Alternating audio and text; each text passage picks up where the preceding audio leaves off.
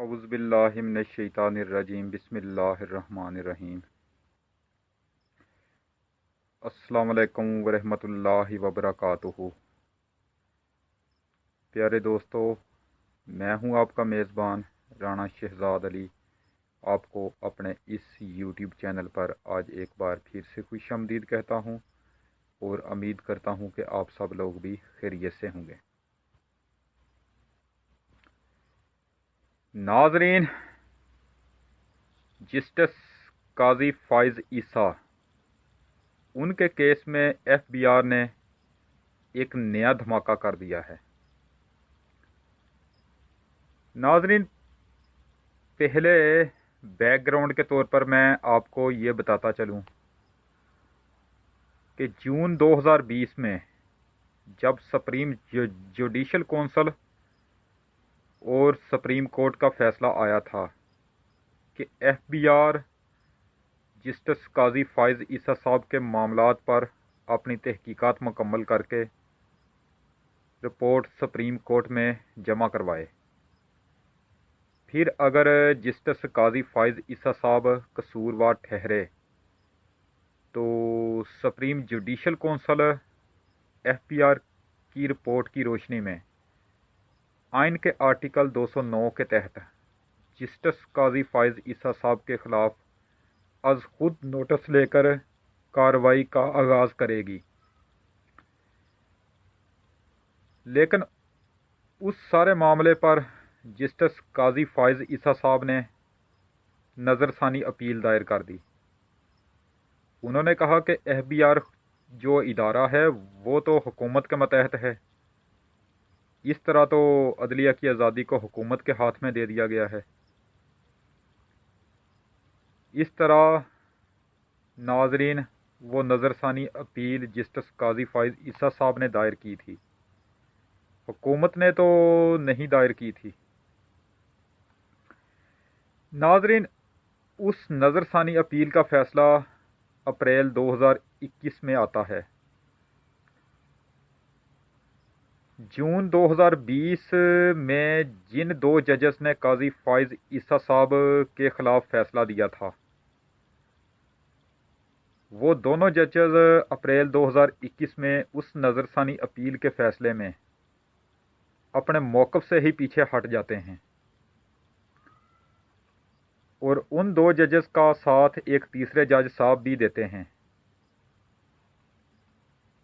इस तरह उस नज़रसानी अपील के फ़ैसले में कहा गया कि एफबीआर की जो रिपोर्ट है वो काल अदम करार दी जाती है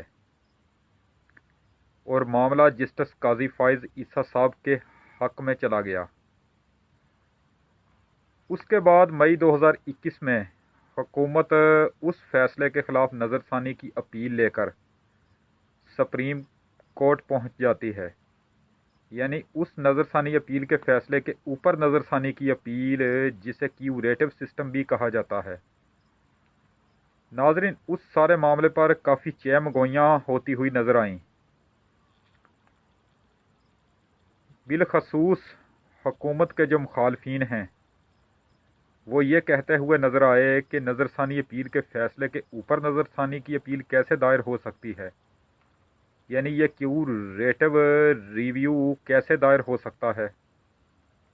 हुकूमत और चंद कानूनी माहरीन का यह मौक़िफ़ था कि नज़रसानी फ़ैसले के ऊपर नज़रसानी की अपील दायर की जा सकती है। लेकिन उस बार हुकूमत एक नई आइनी और कानूनी राय के साथ सामने आई है कि हुकूमत ने तो उस केस के ऊपर अभी तक नज़रसानी अपील का हक़ इस्तेमाल ही नहीं किया। हुकूमत की जानिब से तो ये पहला रिव्यू यानी पहली नज़रसानी की अपील होगी। उससे पहले जो रिव्यू लिया गया था वो तो जस्टिस काजी फ़ाइज़ ईसा साहब की जानिब से लिया गया था। तो नाज़रीन, पिछले माह जब हुकूमत की जानिब से ये क्यूरेटिव रिव्यू दायर किया गया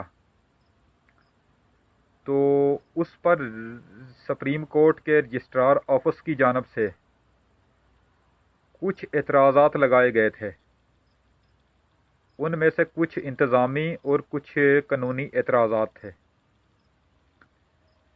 سپریم کورٹ کے رجسٹرار آفس کی جانب سے حکومت کو یہ کہا گیا تھا کہ آپ یہ اعتراضات 30 دن کے اندر اندر دور کریں اور پھر اس کے بعد آپ ہمارے پاس آئیں۔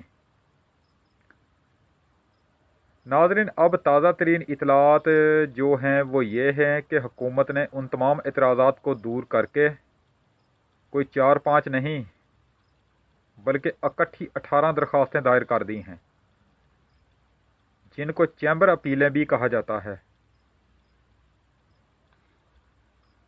یہ جو 18 اپیلیں دائر کی گئی ہیں ان میں سے جو 9 اپیلیں ہیں وہ حکومت کی جانب سے ہیں، اور باقی 9 جو اپیلیں ہیں وہ ایف بی آر کی جانب سے ہیں۔ اس معاملے میں ایف بی آر کی جانب سے یہ دھماکہ کیا گیا ہے کہ انہوں نے بھی حکومت کے ساتھ 9 اپیلیں دائر کی ہیں۔ ایف بی آر نے اپنی اپیلوں میں یہ موقف اختیار کیا ہے کہ ہم تو اس سارے معاملے پر فریق تھے، لیکن ہمیں تو سنا ہی نہیں گیا۔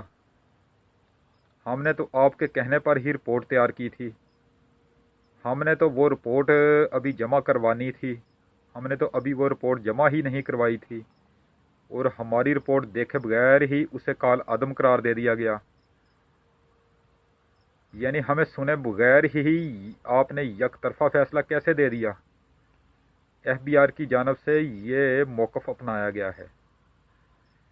ناظرین، یہ جو 18 اپیلیں ہیں جنہیں چیمبر اپیلیں بھی کہا جاتا ہے، یہ اپیلیں سپریم کورٹ کے بینچ کے پاس جانے سے پہلے ان کو یا تو سن سکتے ہیں چیف جسٹس رانا گلزار احمد صاحب، یا پھر ان اپیلوں کو آنریبل جسٹس عمر عطا بندیال صاحب سن سکتے ہیں۔ اس طرح ان 18 اپیلوں کو سنا جائے گا، پھر فیصلہ کیا جائے گا کہ حکومت کی جانب سے یہ کیوریٹو ریویو جو ہے یہ قابل سماعت ہے یا نہیں۔ اگر جج صاحب اس کیوریٹو ریویو سے مطمئن نظر آئے تو پھر اس سارے معاملے پر ایک فل بینچ تشکیل دے دیا جائے گا۔ حکومت کو اس سارے معاملے میں جو ایک روشنی کی کرن نظر آئی ہے وہ یہ ہے کہ سپریم کورٹ کے رجسٹرار آفس نے حکومت کو مزید 2 ہفتے کا وقت دے دیا ہے، اور رجسٹرار آفس کی جانب سے یہ کہا گیا ہے کہ ان 18 اپیلوں کے ساتھ آپ متعلقہ دستاویزات جو کاغذات ہیں وہ بھی جمع کروائیں۔ اب یہ 2 ہفتے کا وقت یعنی 10 جولائی کے بعد، یہ 10 جولائی کے بعد وقت مکمل ہوگا۔ 10 جولائی کے بعد ایک بار پھر حکومتی میدان گرم نظر آئے گا، یعنی 10 جولائی کے بعد پھر اس سارے معاملے کو دیکھا جائے گا۔ ناظرین، اس کے علاوہ اب صدر پاکستان جناب ڈاکٹر عارف علوی صاحب کی جانب سے جسٹس قاضی فائز عیسیٰ صاحب کے خلاف ایک اور صدارتی ریفرنس تیار کیا جا رہا ہے، جو بہت جلد سپریم جوڈیشل کونسل میں دائر کر دیا جائے گا۔ یعنی ایک طرف حکومت نے 18 نظر ثانی اپیلیں دائر کر دی ہیں، اور دوسری جانب ایک نیا صدارتی ریفرنس بھی سپریم جوڈیشل کونسل دائر کیا جائے گا۔ اس طرح اب جسٹس قاضی فائز عیسیٰ صاحب ہر جانب سے بری طرح پھنستے ہوئے نظر آ رہے ہیں۔ اب 10 جولائی کے بعد اس کیس میں کون سا نیا موڑ آئے گا وہ میں آپ کو وقتاً فوقتاً تازہ ترین اپڈیٹ دیتا رہوں گا۔ تو ناظرین، آج تک کے لیے فی الحال اتنا ہی کافی ہے۔ انشاءاللہ تعالی اب آپ سے دوبارہ ملاقات کل ہوگی ایک نئی ویڈیو کے ساتھ، ایک نئے ٹاپک کے ساتھ۔ اس وقت تک کے لیے میں آپ سے اجازت چاہتا ہوں۔ ویڈیو اگر پسند آئے تو کائنڈلی اس کو لائک ضرور کیا کریں۔ ویڈیو اگر ناپسند بھی آئے تو اس کو ڈس لائک کیا کریں۔ اگر ہو سکے تو میری اسی ویڈیو کو آگے اپنے دوستوں کو فیس بک، واٹس ایپ، انسٹاگرام اور ٹویٹر پر لازمی شیئر کر دیا کریں۔ آپ کی بہت زیادہ مہربانی ہوگی۔ دعاؤں میں مجھے ہمیشہ یاد رکھا کریں اور میرے اس چینل کا بھی خاص خیال رکھا کریں۔ تو انشاءاللہ تعالی اب آپ سے دوبارہ ملاقات کل ہوگی ایک نئی ویڈیو میں، ایک نئے ٹاپک کے ساتھ۔